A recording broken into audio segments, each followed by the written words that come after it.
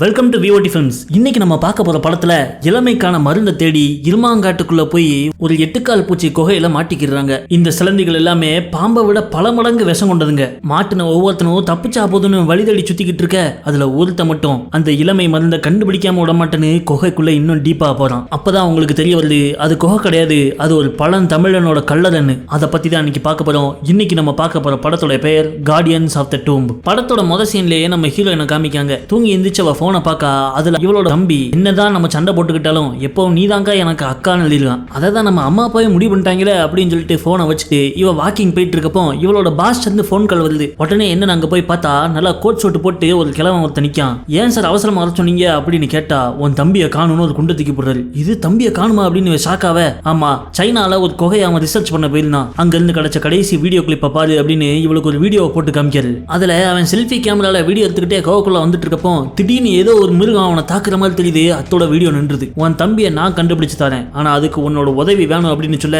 என்ன ஆனாலும் சரி முதலாளி நான் பண்றதுக்கு தயாரா இருக்கேன் அப்படின்னு இவ சொல்றா. அப்படியே சீனால இருக்கிற அந்த குகையை காமிக்காங்க.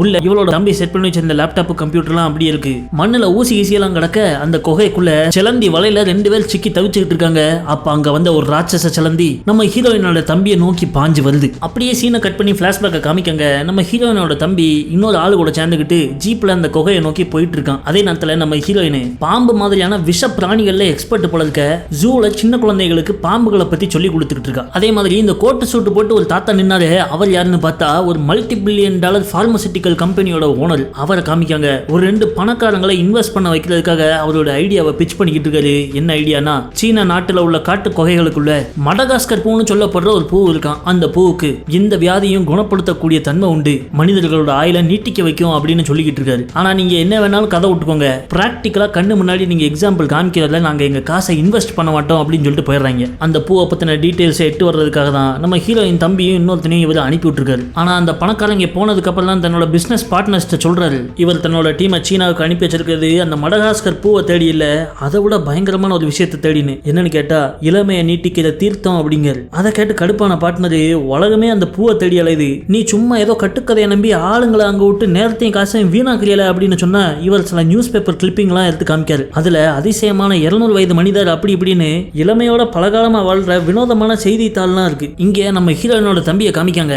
மேப்ல குறிப்பிட்டிருந்த இடத்துக்கு வந்து ஜீப் நிப்பாட்டுறான். அது ஆளுங்கள்லாம் விட்டு போன பாலடைஞ்ச சின்ன கிராமம் மாதிரி இருக்கு. இந்த கிராமத்துக்கு அடியில தான் அந்த பரம ரகசியம் ஒளிஞ்சிருக்கணும் அப்படின்னு சொல்லிட்டு பேசிட்டே அவன் நடந்தோட சட்டார்னு தரையில ஒரு ஓட்ட விழுந்து பாதாளத்துக்குள்ள விழுந்துடுறான். ஆனா நல்ல வேலைக்கு அவனுக்கு பெருசா காயம் எதுவும் படல. விழுந்து தூசியை தட்டி விட்டு எந்திரிச்சவன் கையில டார்ச் லைட் எடுத்து சுத்தி முத்தி பார்க்கான். அது ஒரு குகை மாதிரி இருக்கு. அப்படியே லைட் அடிச்சுட்டு பின்னாடி திரும்பி பார்த்தா மண்ணோட மண்ண ஒரு பணம் இருக்கு. அதோட கழுத்துல ப்ளூ கலர்ல ஒரு டாலர் ஒன்று தொங்கிட்டு இருக்கு. அதை பார்த்த உடனே ஒரு பிளாஷ்பேக்கை காமிக்காங்க. பழங்கால சீன மன்னர் ஒருத்தன் இவங்க தேடி வர்ற தீர்த்தத்தை ஒரு பாட்டில வச்சிருக்கான். அவன் கழுத்துல தொங்குனதுதான் இது. அதை பார்த்து நம்ப முடியாம ஷாக் ஆகி போன நின்ன நம்ம தம்பி அவன் ஃப்ரெண்ட மாப்பிள்ள உடனே கீழே வா அப்படின்னு சொல்லிட்டு கூப்பிடுறான். அப்பதான் கவனிக்கான் அந்த மண்ணோட மண்ணா இருக்கிற பணத்தோட தோல்லாம் இன்னும் ஃப்ரெஷ்ஷா இருக்கு. பல வருஷத்துக்கு முன்னாடி செத்த பண மாதிரியே தெரியல. அப்படியே சீனை கட் பண்ணிடுறாங்க. இப்ப நிகழ்காலத்தை காமிக்காங்க. நம்ம ஹீரோயின் அவ தம்பியை தேடி போறதுக்காக வீட்டுல பெட்டி படிக்கலாம் பேக்கிங் பண்ணிக்கிட்டு இருக்கா. அப்ப ஒரு சின்ன வெத்தலை டப்பா எடுக்கா. அதை திறந்து பார்த்தா அதுக்குள்ள நியூஸ் பேப்பர் கிளிப்பிங். அது வேற எதை பத்தியும் இல்ல, நம்ம ஹீரோயினோட அப்பா தான் அந்த கிழவனோட $multi-billion பார்மசூட்டிக்கல் கம்பெனியோட கோ-ஃபவுண்டரா இருந்தவர். ஆனா பாவம் இவளுடைய அம்மாவும் அப்பாவும் ஒரு ஃபிளைட்ல போயிட்டு இருக்கப்போ ஆக்சிடென்ட்ல இறந்துட்டாங்க. அந்த ஃபிளைட் ஆக்சிடென்ட் செய்தித்தால தான் இவ வெட்டி பெட்டிக்குள்ள வச்சிருக்கா. அன்னைக்கு நைட்டு இவ டிராவல் பண்ணி போறப்ப கூட தன்னுடைய தம்பியை பத்தியே நினைச்சுக்கிட்டு இருக்கா. சின்ன வயசுல அவன் ஒரு வாட்டி காணாம போனப்போ எப்படி இவ பதறி போய் அங்க இங்கேயும் தேடி கண்டுபிடிச்சாலோ அதெல்லாம் நினைவுல வந்து போகுது. அங்க இவளோட தம்பி மண்டை கிண்டையெல்லாம் பணியாற மாதிரி பொத்து போய் காப்பாத்த ஆள் இல்லாம கோவக்குள்ள மலர்ந்து கிடக்கான். அடுத்த நாள் ஹெலிகாப்டர் பிடிச்சி நம்ம கிழவனும் ஹீரோயினும் சீன நாட்டில் இருக்கிற அந்த பாலைவனத்துல போய் இறங்குறாங்க. அங்க ஏற்கனவே இவருடைய டீம் ஒன்று இருக்கு. பாஸ் ஹெலிகாப்டர்ல வந்து இறங்குறாரு. ஆனா அதை கூட கண்டுக்காம அறக்க பறக்க ஏதோ வேலை பார்த்துக்கிட்டு இருக்காங்க. என்னன்னு பார்த்தா அங்க ஒரு புயல் வரப்போதான். அது எங்க வந்துகிட்டு இருக்கு, எவ்வளவு ஸ்பீட்ல வந்துட்டு இருக்குன்னு இவங்க கம்ப்யூட்டர்ல கண்காணிச்சுட்டு இருக்காங்க. அந்த டீம்ல மொத்தம் 3 பேர். இந்த வெள்ளக்கார தடியன் ஒரு சயின்டிஸ்ட், அவங்க கூட சீன நாட்டை சேர்ந்த ஆர்கியாலஜிஸ்ட் ஒருத்தர் இருக்கான். அது போதாதுக்கு இவங்களோட டிரான்ஸ்போர்ட் அது இதுன்னு எல்லாத்தையும் பாத்துக்கிறதுக்கு மில்லின்னு ஒரு பொண்ணு இருக்கா. அவ டிரான்ஸ்போர்ட் மட்டும் இல்ல கம்ப்யூட்டர்லயும் கில்லாடி. இவளுடைய தம்பி காணாம போன இடத்துல இவன் ஜிபிஎஸ் கருவியை கொண்டு போயிருப்பான் போல இருக்க. அந்த சிக்னலை வச்சு அவ தம்பி எங்க மாட்டிக்கிட்டு இருக்காங்கிறத கரெக்டா கம்ப்யூட்டர்ல காமிக்கா. ஆனா அதே நேரம் பக்கத்து கம்ப்யூட்டர்ல இவங்களை நோக்கி வர்ற அந்த மணல் புயல் எவ்வளவு பெருசா இருக்கு, என்ன ஸ்பீட்ல வருதுன்னு காமிக்கா. அது கேட்டகரி 4 புயலாம். உங்க தம்பியை தேடி போறதுக்கு முன்னாடி நம்ம டவுசர் நம்ம காப்பாத்தணும் அப்படின்னு சொல்லிட்டு இருக்க. சடார்னு அங்க பைக்ல ஒருத்தன் வந்து நிக்கான். யாரா அவன் தரப்பா வரானு திரும்பி பார்த்தா இவன் பேர் ஜாக் ஹண்டர். காணாம போன ஆளுகளை ஆளுகளை தேடி கண்டுபிடிச்சு ரெஸ்கியூ பண்றதுல இவன் ஒரு கில்லாடி. இவன் என்ன சொல்றான்னா, இப்போ காணாம போன தம்பியோட ஜிபிஎஸ் துடிச்சுக்கிட்டு இருக்கு, நம்ம இப்பயே கிளம்பாம இன்னும் லேட் பண்ணிக்கிட்டு இருந்தா ஜிபிஎஸ்ல பேட்டரி போய் அந்த இடத்தை நம்ம கண்டுபிடிக்காம போறதுக்கான வாய்ப்பு இருக்கு. ஆனா அதே நேரத்துல அவசரப்பட்டு அங்க போனா ஒரு ஊரையே அழிச்சு தகர்த்தக்கூடிய கேட்டகரி 4 புயல்ல இவங்க மாற்றுறதுக்கான வாய்ப்பு இருக்கு. என்ன பண்ணலாம் அப்படின்னு கேட்க, அப்ப குறுக்க புந்த நம்ம ஹீரோயின் என்ன பண்றது நான் சொல்றேன், உடனே டூல்ஸ் எல்லாம் எடுத்துக்கிட்டு என் தம்பி இருக்கிற இடத்துக்கு போவோம் அப்படின்னு சொல்ல, முதலாளி அம்மா சொல்லிட்டாங்களோ அப்படின்ட்டு இவங்களும் டூல்ஸ் எல்லாம் கார்ல ஏத்திட்டு கிளம்ப ஆரம்பிக்காங்க. அப்போ பெட்டிகளை பேக் பண்ணிட்டு இருக்கப்போ நம்ம ஹீரோயின் அந்த மில்லி பொண்ணுட்ட, இந்த ஜாக் ஹண்டர் யார் என்னன்னு உனக்கு தெரியுமான்னு கேட்கா. பார்த்தா இவன் சில வருஷங்களுக்கு முன்னாடி இன்டர்நேஷனல் ரெஸ்கியூ டீம்ல ஒரு பெரிய கையா இருந்தவனா. ஆனா ஒரு 2-3 வருஷத்துக்கு முன்னாடி நேபாள்ல இவன் ஒரு ரெஸ்கியூ மிஷனுக்கு போயிருக்கிறப்போ அங்க ஏதோ ஒரு அசம்பாவிதம் நடந்திருக்கு. அதுக்கப்புறம் அவன் அந்த இன்டர்நேஷனல் வேண்டாம் ரெஸ்கியூ வேண்டாம்னு சொல்லிட்டு இவங்க டீம்ல வந்து ஜாயின் பண்ணிருக்கான். ஆனா அப்படி என்ன சம்பவம் நடந்துச்சு என்னன்னு கேட்டா இவன் எதுவுமே சொல்ல மாட்டானா. அப்போ அந்த மணல் புயல் வரை இவங்களுக்கு ரொம்ப பக்கத்துல வந்துட்டு சீக்கிரம் நம்ம வேகம் எடுக்கணும்னு சொல்லிட்டு ஆக்சிலேட்டர் அமுக்கி ஓட்டிக்கிட்டு இருக்கப்போ ரோட்டுக்கு நடுவுல எவனோ செத்து கிடக்குற மாதிரி இருக்கு. பதறி போய் வண்டியை நிப்பாட்டிடுறாங்க. யாரா அவன் நட்டு பாலைவனத்துல பீசாகி கிடக்கான் அப்படின்னு வெளியே வந்து பார்த்தா அது ஆள் இல்ல மாடு. ஒன்னு இல்ல 2 இல்ல 100கணக்கான மாடுகள் செத்து கிடக்கு. இந்த ஏரியால முன்னாடி பழைய நிலக்கரி சுரங்கம் இருந்தனால அதுல உள்ள ஹைட்ரஜன் சல்பைடு வாயு தாக்கி இதெல்லாம் இறந்திருக்கும் அப்படின்னு சொல்லிட்டு பக்கத்துல வந்து பாக்காங்க. பார்த்தா உடம்பு பூரா ஏதோ கடிச்சு வச்ச மாதிரி இருக்கு. உடனே கத்திய வச்சு செத்த உடம்புல குத்தி கிழிச்சா உள்ள எந்த பாகமும் இல்ல, அரிச்சு போய் கூடா கிடக்குதுகள். அதிலிருந்து போய் இவங்க பாத்துக்கிட்டு இருக்க திடீர்னு இவங்க மொபைல் எல்லாம் வேலை செய்யாம போது என்னன்னு திரும்பி பார்த்தா அந்த மணல் புயல் அங்க வந்துட்டு 500 கிலோமீட்டர் வேகத்துல வர்ற அந்த புயல் நொடி பொழுதுல இவங்க இருக்கிற இடத்துக்கு வந்துடுது. உடனே எல்லாரும் வண்டியில ஏறி எஸ்கேப் ஆகணும்னு பாக்காங்க. வானத்துல இருந்து தோல் பவர் விட்ட மாதிரி நெருப்பு மின்னல் வந்து அடிக்கி. இது என்னது அப்படின்னு கேட்டா இது சாதா ஸ்டாம் இல்ல, இப்ப ஃபயர் ஸ்டாமா மாறிட்டுங்க. ஏன்னா இங்க இருக்கிற அந்த நிலக்கரி சுரங்கத்தோட ஹைட்ரஜன் சல்பைடு கேஸ்ல சாதா மின்னல் படவும் அது நெருப்பு மின்னலா மாறி வானத்துல இருந்து தீயா கீழே இறங்குது. அது மட்டும் மண்ணுக்கு அடியில இருக்கிற சுரங்கத்துல உள்ள ஏதாவது கேஸ் பாக்கெட் அட்டாக் பண்ணா அந்த நிலமே வெடிச்சு சதறிடும். கனப்பொழுதுல வண்டி எடுத்துட்டு அங்க இருந்து தப்பிச்சு ஓடுறாங்க. அப்ப தூரத்துல புழுதிக்கு மத்தியில ஒரு மண் வீடு ஒண்ணு தென்படுது. எல்லாரும் அதுக்குள்ள போய் தஞ்சம் போடுறாங்க. உள்ள போன உடனே கதவு ஜன்னல் எல்லாத்தையும் அவங்க அடைச்சிட வீட்டுல யாராவது இருக்காங்களான்னு சத்தம் போட்டு பார்க்காங்க. எந்த சத்தத்தையும் காணும். இந்த வீட்டுல உள்ளவங்க எல்லாம் புயல் தெரிஞ்சு ஓடிட்டாங்க போல இருக்க. சரி இந்த வீட்டுக்கு கீழே ஸ்டாம்ஸ் எல்லாரும் மாதிரி ஏதாவது இருக்கான்னு பாக்கேன் அப்படின்ட்டு இந்த சீனாக்காரன் ஆர்கியாலஜிஸ்ட் போய் பார்க்க போறான். கூடவே அந்த ஓனர் கிளவனும் போவ.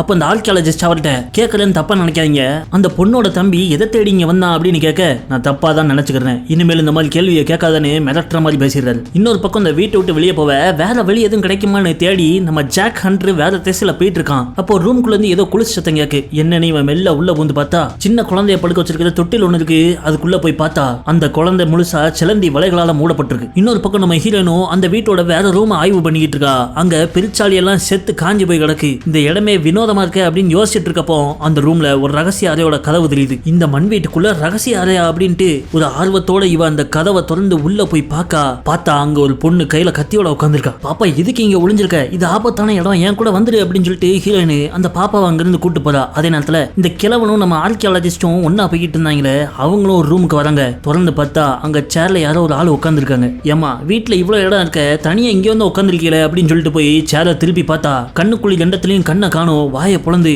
அகோரமான முறையில செத்து கிடக்காங்க. ஐயா புயலுக்கு பயந்து பேய் வீட்டுக்குள்ள வந்து மாட்டிக்கிட்டோமே அப்படின்னு இவங்க யோசிச்சுட்டு இருக்க அந்த செத்து கிடக்கிற உடம்புக்குள்ள ஏதோ நகல்ற மாதிரி தெரியுது. அப்ப அந்த பணத்தோட வாய்க்குள்ள இருந்து ஒரு 8 கால் பூச்சி நம்ம ஆர்கியாலஜிஸ்ட் மொட்டையை மேல ஜம்ப் அடிச்சிருது. எப்படி அவன் தட்டி விடுறதுக்குள்ளயும் அவன் நெஞ்சில அந்த 8 கால் பூச்சி கடிச்சிருது. கிழவன் உடனே சடச்சடன்னு ஆர்கியாலஜிஸ்ட் மொட்டையனை இங்க மீன் ஹால்ல கூட்டு வந்து படுக்க போட எல்லாரும் அங்க வந்துடுறாங்க. உடனே நம்ம ஹீரோயின் அவன் காயத்தை செக் பண்ணி பார்த்த உடனே இது புந்தக்குறி சிலந்தி கடியாச்சே அப்படிங்க. இது புந்தக்குறி சிலந்தியா அப்படின்னு எல்லாரும் ஆச்சரியப்படுறாங்க. ஏன்னா அந்த சிலந்தி ஆஸ்திரேலியா கண்டத்துல மட்டும்தான் இருக்கும். 1000 கிலோமீட்டர் தாண்டி சீனால எப்படி வந்துச்சுன்னு குழம்புறாங்க. இது ரொம்ப விஷமுள்ள சிலந்தி, கடிச்சா கொஞ்ச நேரத்துல உடம்பெல்லாம் தடுப்பு வந்து மண்டைய போட்டுருவாங்க. அதனால இவன் நம்ம ஜாக் ஹண்டர்ட்ட இந்த பயலுக்கு முதலுதவி கொடுக்க சொல்லிட்டு விஷமுறிவு மருந்து எடுக்கிறதுக்காக வெளியே நிப்பாட்டி இருக்கிற காரை நோக்கி ஓடுறா. அடிக்கிற புயலையும் ஓடி போய் கார் கண்ணாடியை கல்லால உடைச்சு உள்ள இருக்கிற அந்த விஷமுறிவு பெட்டியை தூக்கிட்டு வந்துடுறா. வந்த உடனே அதை ஊசியில எடுத்து இவனுக்கு போட போறதுக்கு முன்னாடி தம்பி போட்ட உடனே இந்த ஊசியை போடுறதுக்கு செத்தே போயிடலாங்கிற அளவுக்கு வலிக்கும், ஆனா கொஞ்சம் பொறுத்துக்க அப்படின்ட்டு அந்த விஷமுறிவு மருந்தை இவன் கையில இறக்குன உடனே அவன் துடிக்கான். அப்ப அங்க இருக்கிற மில்லி நம்ம ஜாக் ஹண்டர்ட்ட இவ வீட்டுல தேடி போனப்போ கிச்சனுக்கு பின்னாடி ஒரு டிராப் டோர் இருக்கு, அது அண்டர் கிரவுண்ட் டனலுக்கு போற மாதிரி இருக்கு, அது வழியா போனா அந்த புயல்ல இருந்து எஸ்கேப் ஆயிடலாம் அப்படின்னு சொல்ல ஜாக் ஹண்டரும் மில்லியும் அங்க போய் அந்த டிராப் டோர் பூட்டை உடைக்க பார்க்காங்க. அதே நேரத்துல புயல் தீவிரமாயிட்டே போயிட்டு இருக்கு. இன்னும் கொஞ்ச நேரத்துல இந்த வீடே அடிச்சு காலி பண்ணிடும். அந்த அளவுக்கு நெருப்பு மின்னல் மேல இருந்து விழுந்துகிட்டு இருக்கு. பேஸ்மெண்ட்ல நம்ம ஜாக் ஹண்டரும் மில்லியும் அந்த கதவை திறக்க பார்க்காங்க. ஆனா பூட்டை உடைக்க முடியல. வேற வழியே இல்லைன்னு சொல்லிட்டு ஒரு மண்ணெண்ண கேன அதுல சொல்லி வச்சு அதுல துணியை வச்சு தீய பொருத்திட்டு ஓடி வந்துடுறாங்க. அது டம்முன்னு வெடிச்சு அந்த கதவை திறந்துடவும் வெடிப்பு சத்தம் கேட்டு மெயின் ஹால்ல இருந்த நம்ம ஆளுகெல்லாம் அலறிடுறாங்க. அப்ப அங்க ஓடி வந்த ஜாக்கு, இளைய மாப்பிள்ளைகளா கீழே நமக்கு பார்த்து ரெடி ஆயிட்டு இருக்கிற எல்லாரும் இடத்த காலி பண்ணுங்கன்ட்டு அவங்க கொண்டு வந்த பொருளெல்லாம் தூக்கிட்டு அந்த பேஸ்மெண்ட் டிராப் டோர் வழியா கீழே இருக்கிற டனலுக்குள்ள பூந்துடுறாங்க. அப்ப பார்த்து ஒரு நெருப்பு மின்னல் விழுந்து அந்த வீடும் தீப்பிடிச்சு எரிய ஆரம்பிச்சு. நின்று விளையாடுறதுக்கு நேரம் கிடையாது, சீக்கிரம் ஓடுவோம் அப்படின்னு சொல்லிட்டு ஒவ்வொருத்தர ஓட அந்த கம்பெனி ஓனர் கிழவன் தெரியாத்தனமா ஒரு சலந்தி வளையம் மிதிச்சிடறான். சட்டார்னு ஒரு சலந்தி அவன் மேல பாய அவனும் அங்கிருந்து பாஞ்சி எஸ்கேப் ஆயிடுறான். ஆனா பாவம் பின்னாடி வந்த அந்த மில்லி அவ காலில் ஒரு 8 கால் பூச்சி ஏறி கடிச்சு விட்டுருது. வழியில அவ அப்படியே பின்னாடி உள்ள சவுத்துல சஞ்சில அங்க வந்த 2-3 8 கால் பூச்சி அவளை கண்ட இடத்துல கடிச்சு வச்சிருது. உடனே நம்ம ஆளுக அவளை அங்கிருந்து இழுத்து காப்பாத்திடுறாங்க. அப்போ சலந்திகள்லாம் அவங்களை நோக்கி கூட்டமா வர கையில கிடைக்கிற கம்பு கிம்பெல்லாம் எடுத்து சலந்திய தரையோட வச்சு அடிச்சு நச்சுக்கிட்டு இருக்காங்க. அப்போ நம்ம ஜாக் ஒரு அடி அடிக்கவும் கீழே அந்த தரையை உடஞ்சி தம்கார்னு இவங்க ஒரு பள்ளத்துக்குள்ள விழுந்துடுறாங்க. விழுந்த உடனே நம்ம ஹீரோயின் அவளோட அந்த விஷமுறிவு டப்பா எடுத்து அதுல இருக்கிற இன்னொரு ஊசியை மில்லிக்கு போடலாம் அப்படின்னு பாக்குறா. டப்பாக்குள்ள மருந்து பாட்டில்களே காணும். அந்த மொட்டை எனக்கு 2 தானே போட்டேன், மிச்சம் 4 இருக்கணுமே எங்க அப்படின்னு தேடிக்கிட்டு இருக்கா. அப்போ அந்த ஓனர் கிழவனோ திருட்டு மொழி முழிக்கான். யாருக்கும் தெரியாம நைஸ் போல அவன் தூக்கி பதுக்கிட்டான் போல இருக்க. சைலண்டா உட்காந்துருக்கான். மருந்து இல்லன்னு தெரிஞ்ச உடனே நம்ம ஜாக் ஹீரோயின்ட்ட மில்லி இன்னும் எவ்வளவு நேரம் பழச்சிருப்பா அப்படின்னு கேட்கான். பார்த்தா ஒரு ஆளை ஒரு சிலந்தி கடிச்சாலே 12 மணி நேரத்துல உயிர் போயிருமா. இவ்வளவு 3 சிலந்தி கடிச்சிருக்கு. அப்போ நம்ம ஹீரோயின் அந்த கிழவனை பார்த்து இங்க சிலந்தி இருக்குன்னு உனக்கு தெரியும் தானே, எதுக்கு என்கிட்ட சொல்லல அப்படின்னு கோவப்பட்டு அவன்கிட்ட பேசிக்கிட்டு இருக்கா. என் தம்பிட்டையும் இப்படிதான் உண்மையை சொல்லாம அனுப்பி விட்டியா அப்படின்னு பேசிக்கிட்டு இருக்க. இவங்க சண்டையெல்லாம் அப்புறம் வச்சுக்கோங்கன்னு ஜாக் விளக்கி விடுறான். அப்போ நம்ம ஜாக்கோட பேக்குள்ள ஒரு சிலந்தி பூந்திருக்கும் போல இருக்க. அதுலதான் இவன் ஜிபிஎஸ் ட்ராக்கிங் கருவி எல்லாம் வச்சிருக்கான். உள்ள சிலந்தி நடமாடுறதுனால பேக் அப்படி இப்படின்னு ஆட அங்க இருந்த அந்த சின்ன பொண்ணு ஒரு பெரிய கல்லை தூக்கி சிலந்தியை கொள்றன்னு பேக் அடிச்சு நச்சிடுறா. உள்ள இந்த ஜிபிஎஸ் கருவி எல்லாம் சுக்கு சுக்கா நொறுங்கிடுது. அது நொறுங்குறதுக்கு முன்னாடி அந்த ஜிபிஎஸ் கருவி பிளிங்க் ஆயிட்டு இருந்ததை நம்ம ஹீரோயின் பாத்திருக்கா. அப்ப நான் என் தம்பி இங்கதான் எங்கேயோ பக்கத்துல இருப்பான் அப்படின்ட்டு கையில ஒரு டார்ச் எடுத்துக்கிட்டு அந்த குகை பாதைக்குள்ள போக ஆரம்பிச்சிடறா. ஆனா ஆர்கியாலஜிஸ்ட் மொட்டையன் ஹண்டர் கிரவுண்ட்ல ஜிபிஎஸ் வேலையை செய்யாத அப்படின்னு சொல்ல அப்பதான் நம்ம ஜாக் ஹண்டர் சொல்றான் வெறும் ஜிபிஎஸ் கருவினா வேலை செய்யாது. ஆனா இந்த குகை வழியா அவளோட தம்பி வந்திருந்தனா ஒவ்வொரு 500 மீட்டருக்கும் அவன் ஆண்டனா கருவி வச்சே வந்திருக்கான். அதனாலதான் நமக்கு சிக்னல் கிடைச்சிருக்கு. எல்லாரையும் முன்னாடி அனுப்பி விட்டுட்டு நம்ம கிழவன் ஓனர் தனியா உட்காந்து அவன் பைக்குள்ள ஒளிச்சு வச்சிருந்த அந்த விஷமுறிவு மருந்து எடுக்கான். என்னன்னு பார்த்தா இவன் காலில் ஒரு 8 கால் பூச்சி கடிச்சு போல. அதனால சைலண்டா யார்ட்டையும் சொல்லாம உட்காந்துக்கிட்டு எல்லாரும் போனதுக்கு அப்புறம் இந்த செத்த மொழி தனியா உட்காந்து ஊசி போட்டுக்கிட்டு இருக்கு. இது இவனுக்கு எப்படி தெரிஞ்சிருக்குன்னா நம்ம ஹீரோயின் தம்பி முன்னாடியே அந்த குகைக்குள்ள போயிட்டு அங்கிருந்து வீடியோ கால் பண்ணானே கிழவனுக்கு. அப்போ அவன் கண்டுபிடிச்ச பணத்துல 8 கால் பூச்சி கடி தடையம் இருக்கிறத காமிச்சிருக்கான். அதனால வெவ்வேறமா அந்த கிழவன் 8 கால் பூச்சிக்கான விஷமுறிவு மருந்தை கொண்டு வந்திருக்கான். ஊசிகளை போட்டுட்டு அந்த கூட்டத்தோட பின்னாடி ஓடி போய் ஜாயின் அடிச்சுக்கிட. அப்ப சைட்ல உள்ள அந்த பாறாங்கல்லாம் பார்த்தா ஏதோ உளியால செதுக்கின மாதிரி தெரியுது. உளி தடையனா மனுஷங்க இங்க ஏதோ வேலை பார்த்திருக்காங்க. இங்க என்ன பண்ணிருப்பாங்க அப்படின்னு நம்ம ஹீரோயின் யோசிக்க அப்ப ஆர்கியாலஜிஸ்ட் மொட்டையன் 2000 வருடங்களுக்கு முன்னாடி மன்னருக்கான கல்லறைய அண்டர் கிரவுண்ட்ல இங்க தோணுனதா கதை உண்டு அப்படிங்க. அப்பதான் பிளாஷ்பேக்க காமிக்காங்க. நம்ம ஹீரோயினோட தம்பி அந்த பணத்தை கண்டுபிடிச்சப்போ அது ஃப்ரெஷ்ஷா இறந்த மாதிரி இருந்ததுன்னு ஆச்சரியப்பட்டானே. அவன் உடனே இந்த கிழவனுக்கு கால் பண்ணி இந்த தகவல்களை கொடுத்திருக்கான். அதுல பார்த்தா இந்த ஆளு செத்து எப்படியும் 2000 வருஷம் இருக்கும். ஆனா மம்மிஃபிகேஷன் எதுவுமே பண்ணாமையே இந்த பணம் அப்படியே ஃப்ரெஷ்ஷா இருக்கு. அது மட்டும் இல்லாம இந்த ஆளோட டிஷ்யூ சாம்பிள் எடுத்து டெஸ்ட் பண்ணி பார்த்திருக்கான் போல இருக்க. அவர் சாவரப்போ அவருக்கு வயசு 300 அப்படிங்க. இளமைக்கான மருந்து கையில கிடைச்சிட்டா அப்படின்னு சொல்லிட்டு கிழவன் அப்ப சந்தோஷமா இருந்திருக்கான். ஆனா அப்பதான் ஏதோ ஒரு அசம்பாவிதம் நடந்து இவன் தம்பி காணாம போயிட்டான். இப்போ இங்க நம்ம டீம் இந்த குகை பாதையில வர வர குகை ரொம்ப பெருசாகிட்டே போயிட்டு இருக்கு. அப்போ ஒரு இடத்துல ஒரு பாறாங்கல்ல ஏகப்பட்ட இறந்த பிணங்களோட எலும்பு கூடுகள் ஒட்டி இருக்கிறத பாக்குறாங்க. இருக்கிற ஆபத்து போதாதுன்னு இதுவரையா அப்படின்னு ஒவ்வொருத்தரும் மோண்டு போய் நிக்க அப்பதான் கவனிக்காங்க அந்த எலும்பு கூடுகளோட கழுத்து எல்லாமே உடைஞ்சிருக்கு. பார்த்தா அவங்க எல்லாம் பழைய காலத்துல அடிமைகளா பயன்படுத்தப்பட்டவங்க. இவங்க எல்லாரையும் யாரோ உயிரோட போட்டு புதைச்சிருக்காங்க. தப்பிச்சு ஓடக்கூடாதுன்ட்டு அவங்க கழுத்துகளுக்கும் கைகளுக்கும் சங்கிலியை போட்டு கட்டி வச்சிருந்திருக்காங்க. அந்த சங்கிலி இப்பவும் இருக்கு. இதை பார்த்துட்டு இருக்கப்போ திடீர்னு கசகசன்னு ஏதோ சவுண்டி இருக்கு. எல்லாரும் மறந்து போய் என்ன சவுண்டு அப்படின்னு சுத்தி சுத்தி பாக்காங்க. அப்போ அந்த சின்ன பொண்ணு இதே மாதிரிதான் எங்க வீட்லயும் சவுண்டு கேட்டுச்சு, அப்புறம் எல்லாரும் செத்து போயிட்டாங்க அப்படிங்க. உடனே எல்லாரும் மிரண்டு போயிடுறாங்க. இந்த இடத்த உடனே காலி பண்ணணும்னு சொல்லிட்டு கிளம்ப நம்ம ஹீரோயின் ஓடி போய் அங்க பழுத்த பழுக்க அந்த மில்லிய தோல் மேல தூக்கி போட்டு போறா. அப்ப மில்லியோ என்ன இங்கே விட்டுருங்க, நான் உங்களோட வேகத்தை குறைச்சி உங்களையும் மெதுவா போக வைக்கேன் அப்படிங்க. அப்படிலாம் உன்னை விட்டுட்டு போக முடியாது அப்படின்ட்டு கைத்தாங்கள அவளை தூக்கிட்டு போயிட்டு இருக்க. அப்போ அங்கங்க பாறாங்கல்ல ஒட்டி இருந்த எலும்பு கூடுகளுக்குள்ள இருந்து ஏகப்பட்ட 8 கால் பூச்சிகள் வெளியே வரான். ஆஹா வந்துட்டான் வைப்ரேஷனு அப்படின்னு இவங்க எல்லாரும் அங்கிருந்து ஓட ஆரம்பிச்சிடுறாங்க. ஆனா இவங்க குகைக்குள்ள ஆழமா போக போக சிலந்தி வலைகள் கூடிக்கிட்டே போகுது. அப்ப பாத்தீங்கன்னா இவங்களோட 2 பக்கமும் ஏகப்பட்ட சிலந்திகள் வருது. ஆனா இவங்கள தாக்க மாட்டுக்கு. அதுகள் சவுண்ட் விட்டுக்கிட்டே இருக்கு. அப்ப இவங்களுக்கு புரியுது இந்த சிலந்திகள் அதுகளுக்குள்ளேயே பேசி திட்டம் போட்டு தாக்குறதுக்கு தயாராகுதுன்ட்டு. அப்பதான் கவனிக்காங்க அவங்க தலைக்கு மேலையும் ஒரு 100 சிலந்தி கிட்ட ஓடிக்கிட்டு இருக்கு. இதுல ஒண்ணு நம்ம மேல விழுந்தாலும் நமக்கு ஒப்பாரி வச்சிருவாங்களே அப்படின்ட்டு எல்லாரும் வேகமா முன்னோடிக்கு ஓடுறாங்க. அப்படி ஓடி போயிட்டு இருக்கப்போ சட்டுன்னு ஒரு பாயிண்ட்டுக்கு மேல பாதை இல்ல. என்னது அப்படின்னு கீழே குனிஞ்சு பார்த்தா அதெல்லாம் பாதாளமா இருக்கு. அதுக்கு கீழே எரிமலை குழம்பு ஆறு ஒண்ணு ஓடிக்கிட்டு இருக்கு. மண்ணு கடியில குகை, அதுக்கடியில எரிமலை ஆறா. இது எந்த இடனே தெரியல அப்படின்னு குழம்பி போய் டார்ச் அடிச்சு அந்த பாதையோட எதிர்முனைய பாக்காங்க. அப்போ நம்ம தடியன் சயின்டிஸ்ட் தெரியாம பக்கத்துல உள்ள சவுத்துல கைய வைக்கவும் எதையும் அமைக்கிறான். இவங்க நின்ன இடத்துக்கு கீழே இருந்து ஒரு கல் பாலம் ட்ரைங்னு போய் அந்த சைடுக்கு ஜாயின் அடிக்கி. முதல்ல நம்ம தடியன் சயின்டிஸ்ட் அனுப்புறாங்க. அவன் கடந்து போற அடுத்த செகண்டே பாலத்தில் உள்ள கல்லெல்லாம் உடைஞ்சு விழ ஆரம்பிக்கும். ஆகா, தப்பான ஆளை அனுப்பிட்டோமே அப்படின்ட்டு பின்னாடி உள்ள எல்லாரும் ஓட ஆரம்பிக்காங்க. கடைசியா நம்ம ஜாக் ஹண்டர், ஹீரோயின், மில்லி 3 பேர் மட்டும் தான் மிஞ்சிருக்காங்க. அப்ப பாலம் நடுவுல துண்டாவே உடைஞ்சு விழ ஆரம்பிக்கும். வேற வழி இல்லாத ஜாக்கு ஹீரோயின் கையை பிடிச்சு இழுத்து கொண்டு போறான். நம்ம ஒரு அந்த கருப்பான கையால என்ன பிடிச்சேன்னு அந்த இடத்துல சாங் வச்சு மாஸ்க் காட்டிருப்பாங்க. ஆனா முட்டாப்பைய சைனீஸ் அங்கிருந்து ஓடி போய் ஜம்ப் பிடிச்சு பாலத்தோட அந்த பக்கத்தை பிடிச்சு தப்பிச்சு போற மாதிரி காமிச்சிடுறாங்க. அப்போ எல்லாரும் திரும்பி பார்க்காங்க. பாவம் நம்ம மில்லி டைட்டானிக் ஹீரோயின் மாதிரி கையை தூக்கிட்டு நிக்கா. அவ உடம்பு பூரா சிலந்துகள் ஏறி அவளை கடிக்க ஆரம்பிச்சிருது. இதுகள்ட்ட கடி வாங்கி சாவறதுக்கு தீக்குழம்புல விழுந்தே செத்துலான்ட்டு அவ அங்க இருந்து அப்படியே விழுந்து பீஸ் ஆயிடுறா. பாவி மவ இப்படி பீஸ் ஆயிட்டல அப்படின்னு சொல்லிட்டு சரி வாங்க போன்னு இவங்க முன்னேறி போறாங்க. அவங்க முன்னாடி ஒரு பூட்டின கதவு இருக்கு. அதை திறந்து பார்த்தா ஏதோ ஒரு பழைய ரூம் மாதிரி இருக்கு. அங்க பக்கத்துல தீப்பந்தம் இருக்க அதை ஜாக் எடுத்து சும்மா லைட்டர் வச்சு பொறுத்துறான். கபார்னு தீ பிடிச்சிருது. அப்போ ஒரு பயங்கரமான ஸ்மெல் ஒன்று வருது. இது என்ன ஸ்மெல் அப்படின்னு நம்ம ஆர்கியாலஜிஸ்ட் மொட்டையிட்ட கேட்க இது திமிங்கல என்ன பல 100 வருஷங்களுக்கு நெருப்பு அணையாம எரிஞ்சிட்டு இருக்க பயன்படுத்தப்பட்டது அப்படின்னு சொல்லவும் அப்ப நம்ம ஜாக் கவனிக்கான். அந்த ரூமை சுத்தி ஒரு சின்ன கான் மாதிரி போட்டு அதுல அந்த எண்ணெய் இருக்கு. இவன் தீப்பந்தத்தை கொண்டு போய் அதுல வைக்கவும் அந்த ரூமை சுத்தி தீப்பிடிச்சு ரூமே பிரகாசமாகுது. நான் இவங்களுக்கு கெட்ட நேரம் சிலந்தி இவங்க வந்த வழியில இல்ல,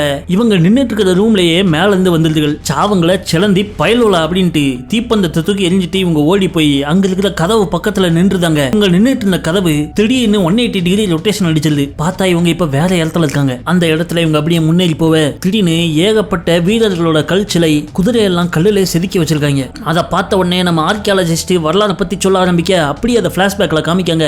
2000 வருஷத்துக்கு முன்னாடி இந்த இடத்துல வாழ்ந்த மண்ணை சாகா வரம் பெற்று இளமையோடு வாழணும்னு நினைச்சிருக்கான். அப்படி வாழணும்னா அண்டர் கிரவுண்ட்ல போய் வாழ்ந்தாதான் தலைவா முடியும்னு எவனோ ஒரு முட்டாப்பையா அவரை நம்ப வச்சிருக்கான். அதனால மண்ணுக்கு மேல இருந்து அவர் ஊர் மாதிரியே மண்ணுக்கு அடியில ஒரு பெரிய ஊரே அவர் கட்டி இருந்திருக்காரு. அந்த ஊரை தான் நம்ம கண்டுபிடிச்சிருக்கோம் நினைக்கிறேன். இது மட்டும் உண்மையா இருந்துச்சுன்னா உலகத்தோட மிகப்பெரிய தொலைஞ்சு போன நகரத்தை நம்ம தான் கண்டுபிடிச்சிருக்கோம் அப்படிங்க. இவங்க முன்னேறி போயிட்டு இருக்க இன்னொரு ரூமுக்கு வராங்க. அங்க 2-3 இறந்த பிணங்கள் அப்படியே சிலந்தி வலையில சிக்கி கிடக்கு. அப்ப அந்த ரூமுக்கு நடுவுல பழங்கால புத்தகம் ஒண்ணு இருக்கு. அதுல என்ன தகவல் எழுதி இருக்குன்னு இவங்க படிக்காங்க. சாகாவரம் கொடுக்கிற இளமை மருந்தை கண்டுபிடிக்க அந்த மண்ணம் பட்ட பாட கதையா அதுல எழுதியிருக்காங்க. என்னன்னா அந்த மன்னருக்கு ரைட் ஹேண்ட் கிழமை ஒருத்தர் இருந்திருக்கான். அவனுடைய வாழ்க்கை மிஷனே அந்த இளமையை கொடுக்கிற மருந்தை கண்டுபிடிக்கிறதான்னு சொல்லிட்டு அவனை உலகம் ஃபுல்லா சுத்த அனுப்பி விட்டாரு. அந்த ஆளு ஆஸ்திரேலியா கண்டத்துக்கு போயிருக்கிறப்போ அங்க அபோரிஜினல் இன மக்கள் இருந்திருக்காங்க. அவங்க உண்மையிலேயே பழந்தமிழர்கள். அவங்ககிட்ட தான் அந்த இளமைக்கான மருந்து இருக்கு. அந்த மருந்து அவங்க எங்க இருந்து எடுத்தாங்கன்னா ஆஸ்திரேலியால மட்டுமே காண கிடைக்கக்கூடிய பூந்தகுடி சிலந்திகள் வருஷத்துக்கு ஒரு முறை அது மேட்டிங் சீசன்ல மட்டும் அதோட ரத்தம் பச்சை கலர்ல மாறும். அதுல இருந்து தான் அந்த இளமைக்கான மருந்தை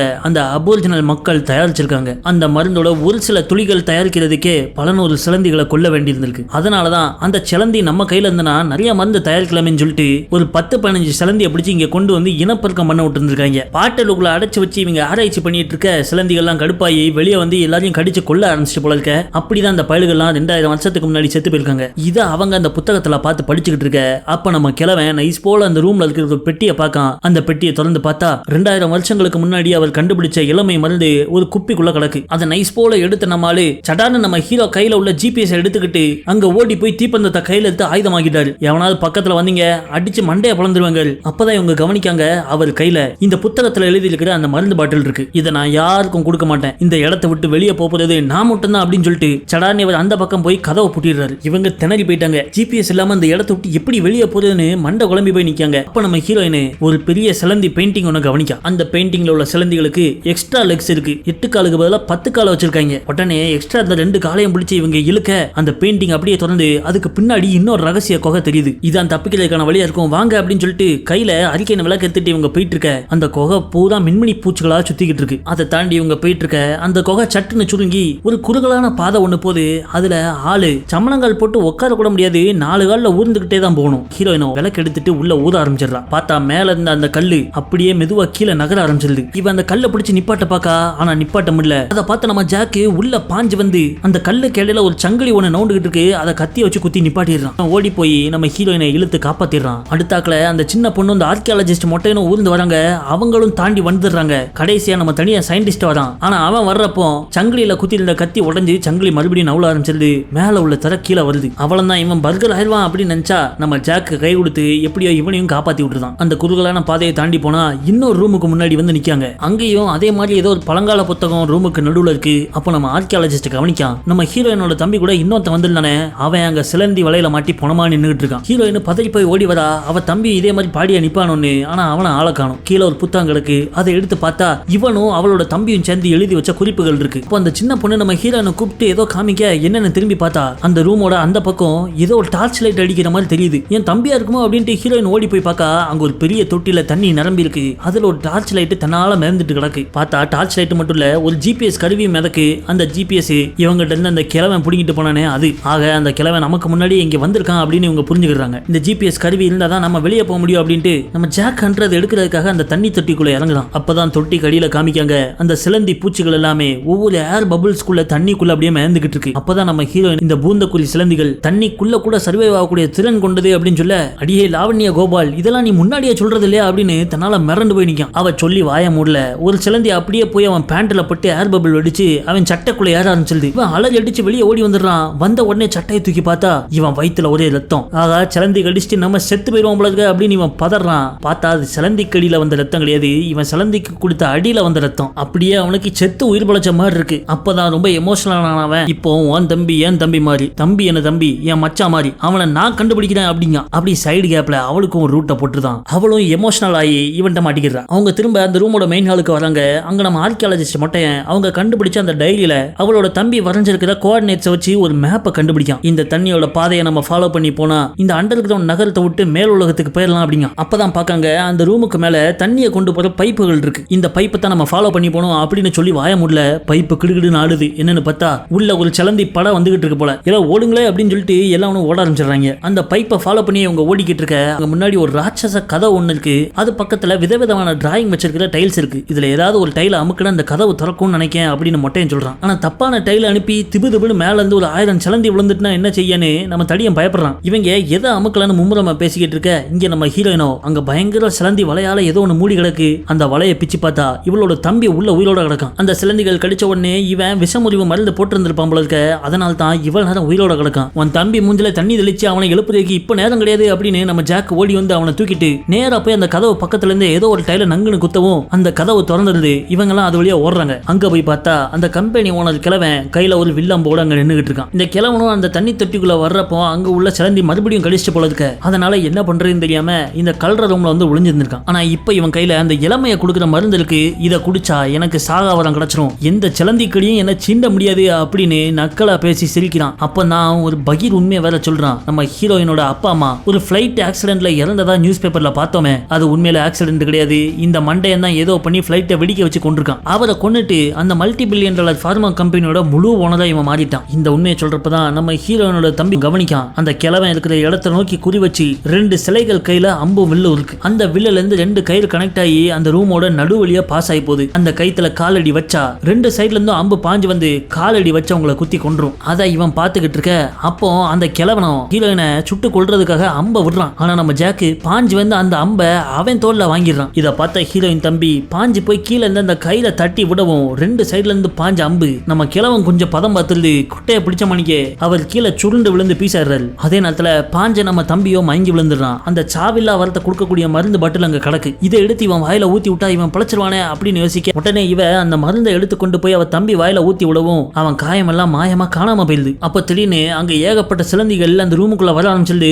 உடனே இவங்க எல்லாரும் அங்க இருந்து ஓடிடுறாங்க. ஆனா சிங்கத்துக்கு பயந்து கரடி கோகுக்குள்ள பூந்த மணிக்கு இவங்க அடுத்ததா போன ரூமுக்குள்ளதான் அந்த ராட்சச சிலந்தி பல மாசமா வாழ்ந்துகிட்டு இருக்க போல இருக்க. அந்த ராணி சிலந்தி அங்க வந்து நிக்கி இந்த மன்னர் மருந்து கண்டுபிடிக்கிறதுக்காக அந்த சிலந்திகளை சாம்பிள் கொண்டு வந்து இனப்பெருக்கம் பண்ண வச்சார. அது தாறுமாறா இனப்பெருக்கம் பண்ணி மியூட்டேட் ஆகி பெருசா ராட்சசத்தனமா மாறி அங்க உள்ள எல்லாரையும் விரட்டி கடிச்சு கொண்டிருக்க போல இருக்க. இப்போ இவங்களை கொள்ள தயாரா இருக்கு. அப்பதான் நம்ம ஹீரோனோட தம்பி இந்த இடத்துக்கு நான் மேற்கு திசையில இருந்து தான் உள்ள வந்தேன். இப்போ நம்ம மேற்கு திசையை நோக்கி போனா இந்த இடத்தை விட்டு வெளியே போயிடலாங்க. மேற்கு திசைக்கு போறது இருக்கட்டும், அதுக்கு முன்னாடி மேல போயிடக்கூடாத. இந்த ராணி சிலந்திட்டு இருந்து எப்படி தப்பிக்கிறது அப்படின்னு சொல்லவும் அப்போ இவங்களுக்கு பின்னாடி ஒரு டைல்ஸை பார்க்காங்க. இதை நம்ம அமுக்குனா கதவு எதுவும் திறக்குமோ அப்படின்னு பேசிக்கிட்டு இருக்க அங்க ராணி சிலந்தி பக்கத்துல ராஜா சிலந்தியும் வலை போட்டு ஸ்பைடர்மேன் மாதிரி வந்து நிற்கும். அதுகள் ரெண்டும் தங்களுக்குள்ள ஏதோ பேசிக்குதுகள். ஆகா பேசுதுகளே அப்படின்னு சொல்லிட்டு இவங்க மிரண்டு போய் பார்க்க பேசி முடிஞ்சோடனே இவங்களை பார்த்து திரும்பி சட்டுன்னு வலை விட்டு ஸ்பைடர்மேன் மாதிரி நம்ம மொட்டைன அதுகள் பக்கத்துல இழுக்குதுங்க. மச்சான் அவனை விடமாட்டேன் அப்படின்னு நம்ம சயின்டிஸ்ட் போய் அவனை கட்டி பிடிக்க அவனுக்கு ஒரு வலையை விட்டு 2 பேரையும் சேர்த்து இழுத்துடுதுங்க. அங்க உள்ள சிலந்திகள்லாம் அவங்க மேல ஏறி கொத்துக்கறி போட்டுது. இதுக்கு மேல யோசிக்க நேரம் இல்ல.